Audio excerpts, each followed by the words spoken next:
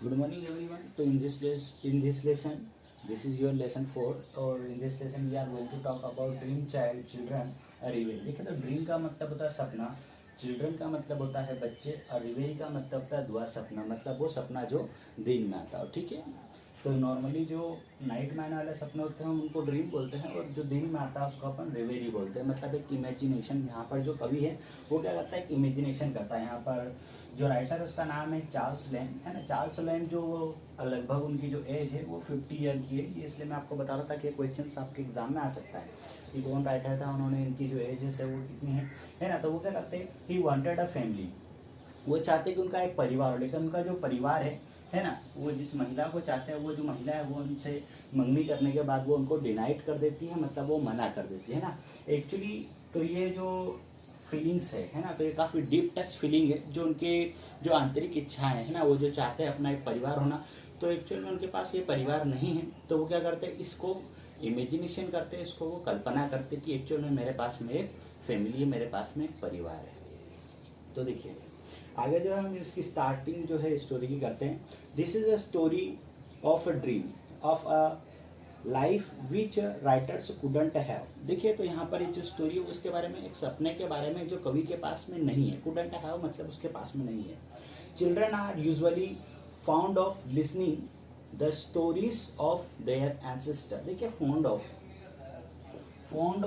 का मतलब होता है शौकीन होना, लिसनिंग मतलब सुनने का, है ना। एंसेस्टर अपने पूर्वज, जो चिल्ड्रन है वो बच्चे शौकीन है, किसके शौकीन है, उनके पूर्वज की स्टोरी सुनने के शौकीन है। The writers children in fact imagery, जो कवि है जो उसके जो बच्चे हैं वो हकीकत में क्या है, वो एक कल्पना है। Came closer to him to know about their grand mother, है ना। तो जो बच्चे हैं वो कवि के पास में आते, केम क्लोजर का मतलब होता है पास में आना, और वो आकर वो कहते हैं कि हमें जो है हमारी कहानी सुनाओ, इनकी हमारी ग्रैंड मदर मतलब हमारी परदादी की कहानी जो है उनको सुनाओ, है ना। तो field who lived in a great house in Norfolk. देखिए जो उसकी जो ग्रेट परदादी है मतलब उसका नाम क्या है, फील्ड, और जो कहाँ पर थी, बहुत बड़े घर में रहती है ना। और ये जो घर की जो प्लेस है वो है नॉरफॉक, है ना। नॉरफॉक नाम की एक प्लेस है जहाँ पर वो रहती है। माइट भी आप ये कह सकते हैं, या तो उस प्लेस को बोल सकते हैं या उस घर का नाम वो है नॉरफॉक, आप ये समझ लीजिए। द राइटर कंटिन्यू टू से interesting facts about the field. तो राइटर जो है, जो कवि है, वो क्या करता है, वो कंटिन्यूसली वो बताते रहता है इंटरेस्टिंग फैक्ट, मतलब कुछ अभिरुचिक बातें जिससे बच्चों का जो इंटरेस्ट है वो उसमें बना रहे। Field was a highly religious lady loved and respected by all. Field जो क्या है, हाईली रिलीजियस लेडी, वो एक धार्मिक महिला है। रिलीजियस का मतलब होता है धार्मिक, है ना। तो वो क्या है, धार्मिक महिला है जो रिस्पेक्टेड बाय ऑल, हर व्यक्ति जो क्या करता है उसकी रिस्पेक्ट करता है, तारीफ करता है। She was in fact not the mistress of the great house but just a care taker of it. वो क्या है, मिस्ट्रेस, वो उस घर की क्या है, वो मालकिन नहीं है, वो जस्ट क्या है, वो केयर टेकर। केयर टेकर का मतलब था देखरेख करने वाली महिला, है ना। वो क्या है, वहाँ की मालकिन नहीं है, वो वहाँ की केयर टेकर है, देखरेख करने वाली महिला है। Still she lived with the dignity, लेकिन फिर भी वहाँ पर कैसे रहती है, डिग्निटी से रहती है, मतलब बड़ी प्रतिष्ठा से रहती है। वो ऐसा समझती है कि जो घर है वो मेरे ही है, बहुत बड़ा बेंगलो है इसलिए। वेन शी डाइड, है ना, जब उसकी मृत्यु होती है। देखिए डाइट इसका मतलब होता है मृत्यु होना, मर जाना। जब मृत्यु होती है, her funeral was attended by the concords of all the poor and some of the ग्रेंटी टू। देखिए जेनेट्री टू, तो देखिए अब यहाँ पर जो बताया गया उसका फ्यूनरल का मतलब होता है अंतिम संस्कार, है ना। तो जो फील्ड है, जो उसकी दादी है ना, जब वो मर जाती है तो उसका जो अंतिम संस्कार है वो कई सारे बड़े बड़े लोगों के द्वारा, और पुअर का मतलब गरीब लोगों के द्वारा, तो दोनों के लोगों के द्वारा जो है उसके फ्यूनरल को अटेंड किया था। जेनेट्री टू मतलब अच्छे प्रसिद्ध फेमस पैसे वाले लोग। ऑफ द नेबर, है ना, और उसके किसके द्वारा, नेबरहुड का मतलब था उसके पड़ोसी, तो उसके पड़ोसियों के द्वारा। They came from many miles to show their respect in memory. देखिए माइल्स का मतलब होता है कहीं दूर से, कहीं किलोमीटर दूर से वो आते हैं, किस लिए, अपनी रिस्पेक्ट बताने के लिए उसके प्रति, उस दादी के प्रति। Further the writer said field was a टाल अपराइट एंड ग्रेसफुल। देखिए तो फर्दर द राइटर सेड मतलब जो राइटर है वो कहता है कि जो फील्ड है वो क्या है, जो राइटर कहता है उसकी ग्रैंड दादी के लिए वो बोलता है कि क्या है वो, सी इज अपराइट एंड ग्रेसफुल, मतलब वो सुंदर महिला है, टाल है ना, वो लंबी है दिखने में, और वो काफी खूबसूरत है। She was an steamed dancer in her youth. देखिए स्टीम्ड का मतलब होता है अच्छी या प्रसिद्ध या फेमस या बहुत अच्छी, तो वो एक बहुत अच्छी डांसर है।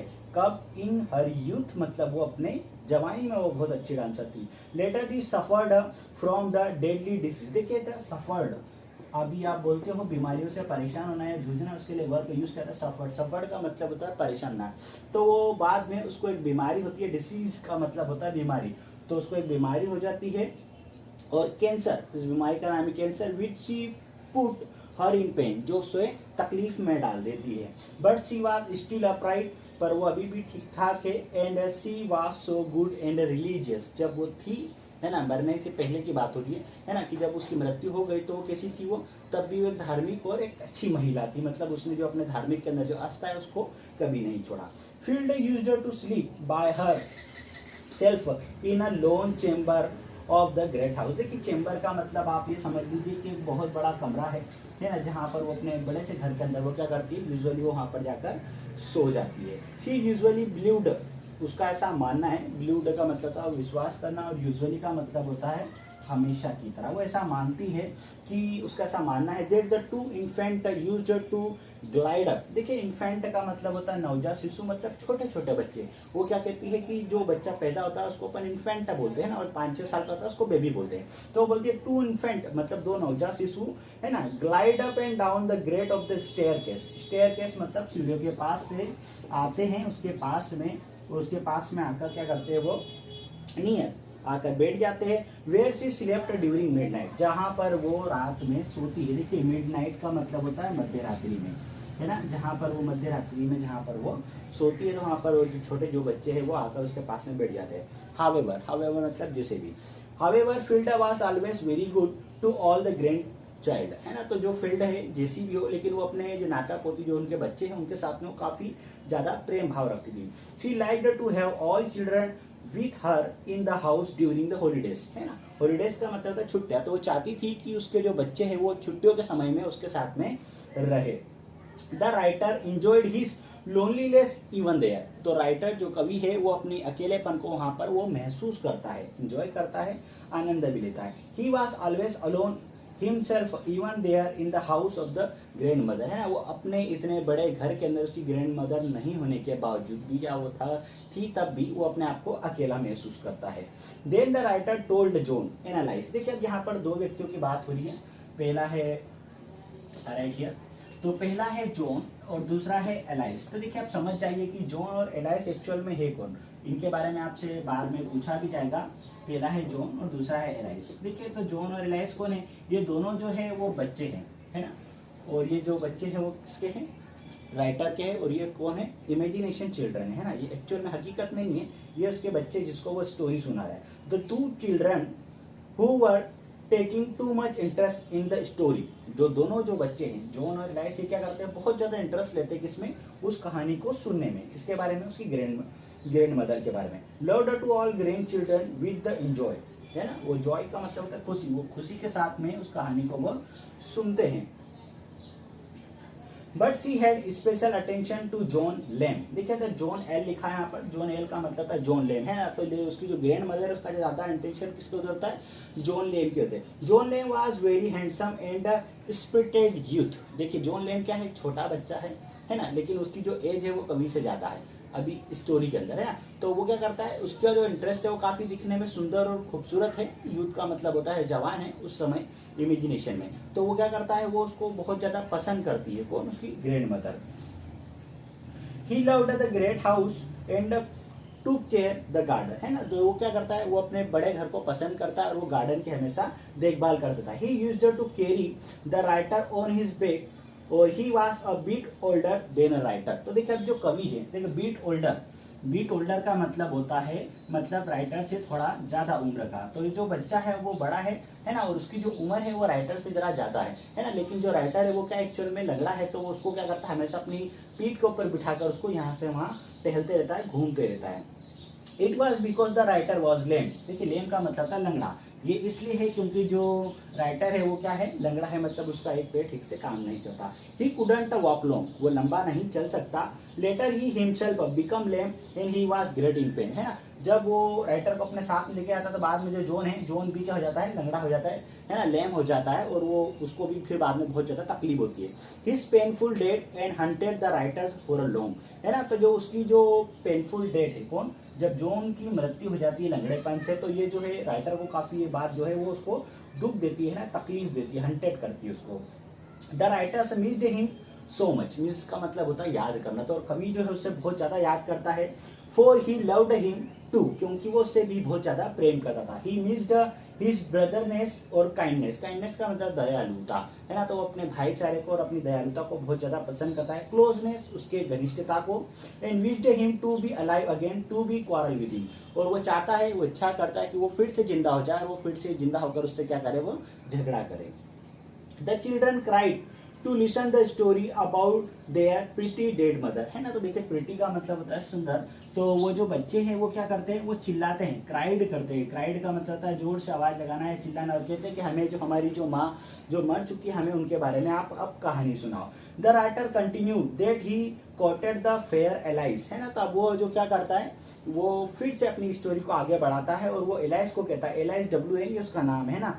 बट वेन ही एक्सप्लेन, पर वो जब बताता है तो वो क्या कहता है, how he was denied of the marriage, है ना। मैंने आपको पहले बताया था कि जो उसकी माँ है वो क्या करती है, उससे शादी करने से मना कर देती है ना। तो वो बोलता था कि किस तरीके से तुम्हारी माँ ने मुझसे शादी करने से मना कर दिया था। What pain he had suffered, है ना। मैंने आपको पहले बताया था परेशानी से जूझना, तो बोले जब तुम्हारी माँ ने मुझसे शादी के लिए मना करा तो तुम्हें पता नहीं कि मुझे कितना दर्द हुआ। And great children with the emotion, है ना। तो बच्चे जो है वो उस बात को सुनकर काफी वो भावुक हो गए। They thought the realised that he were not in a real children born of the writer and Alice, है ना। तो उनको ऐसा लगा, है ना, बच्चों को ऐसा लगा कि हम जो है हकीकत में तुम्हारे बच्चे नहीं, हम क्या है, सिर्फ तुम्हारी एक कल्पना है, क्योंकि उसकी तो शादी नहीं हुई थी, है ना। वो सिर्फ एक इमेजिनेशन वाले बच्चे थे, और वो इमेजिनेशन करते हुए अपनी इच्छा को पूरी कर रहा था। दे वर नियरली ड्रीम्स, तो वो क्या था, सिर्फ एक सपना था। द राइटर वॉज अवेकनेड, है ना। अब जो राइटर है उसकी नींद खुल जाती है। And there was no one around him इधर जॉन और नॉर एलाइस, है ना। तो जब राइटर की जब नींद, जब वो चेयर से बैठा होता है और जब उसकी नींद खुलती है तो देखता है कि ना मेरे पास तो जॉन है ना एलाइस, है ना। तो ये थी आपकी स्टोरी ड्रीम चाइल्ड रिवेरी, मतलब वो दिन में बैठे बैठे एक सपना देखता है जहाँ पर उसको एक बच्चे दिखते हैं, उसके बाद उसकी नींद खुल जाती है तो वो सारी जो चीज़ें हैं वो उसके पास से गायब हो जाती है। लेकिन वो अपनी इस कल्पना के अंदर वो अपनी जो इच्छा है वो उसकी वो पूर्ति कर लेता है, मतलब एक परिवार, एक पति होने की, एक पिता होने की, और अपने बच्चों को साथ में रखने की।